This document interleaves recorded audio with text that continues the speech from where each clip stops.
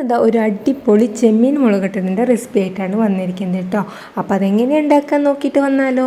അതിന് വേണ്ടിയിട്ട് ഞാനതാ ഒരു 12 അല്ലി വെളുത്തുള്ളി ചെറുതാക്കി കട്ട് ചെയ്തെടുത്തിട്ടുണ്ട്, ഒരു ചെറിയ പീസ് ഇഞ്ചി ചെറുതായിട്ട് കട്ട് ചെയ്തെടുത്തിട്ടുണ്ട്, 2 പച്ചമുളക് കീറി വെച്ചിട്ടുണ്ട്, പിന്നെ ഒരു മീഡിയം സൈസ് സവാളയുടെ പകുതി നെടുകെ കീറി സ്ലൈസ് ചെയ്ത് വെച്ചിട്ടുണ്ട് കേട്ടോ. പിന്നെ കുറച്ച് കറിവേപ്പിൻ്റെ ഇല എടുത്ത് വെച്ചിട്ടുണ്ട്. പിന്നെ പൊടികളായിട്ട് ഇതിലേക്ക് ഒരു 1/2 ടീസ്പൂൺ മഞ്ഞൾപ്പൊടി, 1.5 table spoon Kashmiri chilli powder, 1.5 teaspoon എരിവുള്ള മുളക് പൊടി കേട്ടോ, അത്രയും എടുത്തിട്ടുണ്ട്.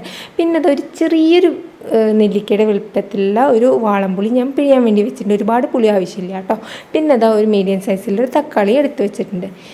ഇനി ഒരു ചട്ടി അടുപ്പത്ത് വെച്ചതിന് ശേഷം അതിലേക്ക് നമുക്ക് വെളിച്ചെണ്ണ ഒഴിച്ചു കൊടുക്കാം. വെളിച്ചെണ്ണ ചൂടായി വരുന്ന സമയത്ത് അതിലേക്ക് ഉലുവ ഇട്ട് പൊട്ടിക്കാം. ഉലുവ പൊട്ടി വരുന്ന സമയത്ത് നമ്മൾ കട്ട് ചെയ്ത് വെച്ചിരിക്കുന്ന സവാള, ഇഞ്ചി, വെളുത്തുള്ളി, പച്ചമുളക്, കറിവേപ്പില അതും കൂടി ചേർത്തിട്ട് ചെറുതായിട്ടൊരു നിറം മാറി തുടങ്ങുന്ന ഒരു സമയത്ത് നമുക്കതിലേക്ക് പൊടികൾ ചേർത്ത് കൊടുക്കാം. നമ്മളെടുത്ത് വെച്ചിരിക്കുന്ന മഞ്ഞൾപ്പൊടി, മുളക് പൊടി അതിലേക്ക് ചേർത്ത് കൊടുത്ത് അതിൻ്റെ പച്ചമണക്കം മാറി വരുന്നത് വരെ നന്നായിട്ട് നമുക്കിതൊന്ന് മിക്സ് ചെയ്തെടുക്കാം കേട്ടോ. ഒരു മീഡിയം ഫ്ലെയിമിലിട്ടിട്ട് നന്നായിട്ട് ആ പൊടികളുടെ പച്ചമണക്കം ഒന്ന് മാറി വരട്ടെ.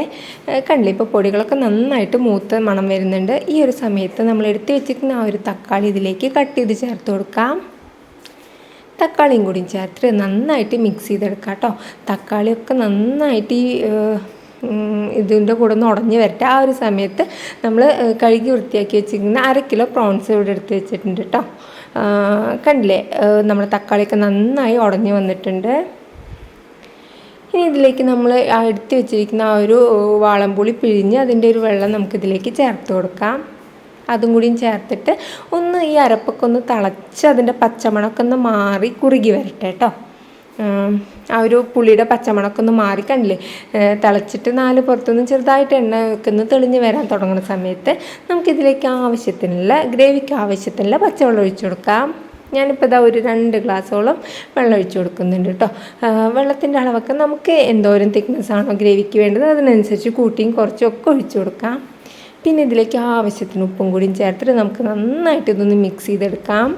ഇനി ഞാൻ ഇതിലേക്ക് ചേർക്കാൻ പോകുന്നത് കുറച്ച് നല്ല ഫ്രഷ് ആയിട്ടുള്ള കറിവേപ്പിൻ്റെ ഇലയാണ് കേട്ടോ. അതും കൂടി ചേർത്ത് കൊടുത്തതിന് ശേഷം ഈ ഒരു ഗ്രേവി ഒന്ന് തിളച്ച് വരട്ടെ.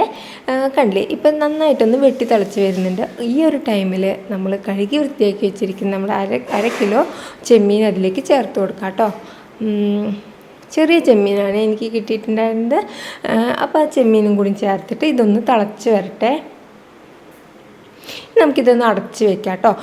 ഇതൊന്ന് ഒരു മീഡിയം ഫ്ലെയിമിലാക്കിയതിന് ശേഷം ഇതൊന്ന് തിളച്ച് ഗ്രേവി നമ്മുടെ പാകത്തിനൊന്ന് കുറുകി എണ്ണയൊക്കെ ഒന്ന് തെളിഞ്ഞ് വരട്ടെ. അപ്പോൾ അത് ഞാനൊന്ന് തിളച്ച് കഴിഞ്ഞപ്പോൾ അതൊന്ന് ഓപ്പൺ ചെയ്ത് നോക്കുന്നുണ്ട്. കണ്ടില്ലേ, അപ്പോൾ ഇതിൽ ഇഷ്ടംപോലെ വെള്ളമുണ്ട്. ഇതൊന്ന് ഇനി വറ്റി കുറുകി 4 പുറത്തുനിന്ന് എണ്ണയൊക്കെ ഒന്ന് തെളിഞ്ഞ് വരണം. അപ്പോൾ ഞാൻ ഒന്നും കൂടെ ഇതൊന്ന് അടച്ച് വയ്ക്കുന്നുണ്ട് കേട്ടോ. കണ്ടില്ലേ, ഇപ്പം കുറച്ച് നേരം കഴിഞ്ഞ് ഞാൻ വീണ്ടും തുറന്ന് നോക്കിയപ്പോഴത്തേക്കും കണ്ടില്ലേ, 4 പുറത്തുനിന്ന് എണ്ണയൊക്കെ തെളിഞ്ഞ് വന്ന് നമ്മൾ ഗ്രേവിയൊക്കെ പാകത്തിന് സെറ്റായി കിട്ടിയിട്ടുണ്ട് കേട്ടോ. നിങ്ങൾക്ക് കുറച്ചും കൂടി വറ്റിച്ചെടുക്കണമെന്നുണ്ടെങ്കിൽ ലേശം നേരം കൂടി അടച്ച് വയ്ക്കാം. ഞാനിതാ ഈ ഒരു സ്റ്റേജിൽ ഫ്ലെയിം ഓഫ് ചെയ്യാൻ പോവാണ്. കണ്ടില്ലേ, ഇപ്പോൾ സെറ്റായി കിട്ടിയിട്ടുണ്ട് കേട്ടോ. എനിക്ക് ഇത്രയും ഒരു ഗ്രേവി ആവശ്യമുണ്ട്. ഒരുപാട് ഞാൻ തിക്കാക്കി എടുക്കുന്നില്ല കേട്ടോ. ഇത് ചൂടാറുമ്പോൾ കുറച്ചും കൂടി ഒന്ന് കുറുകി വരും.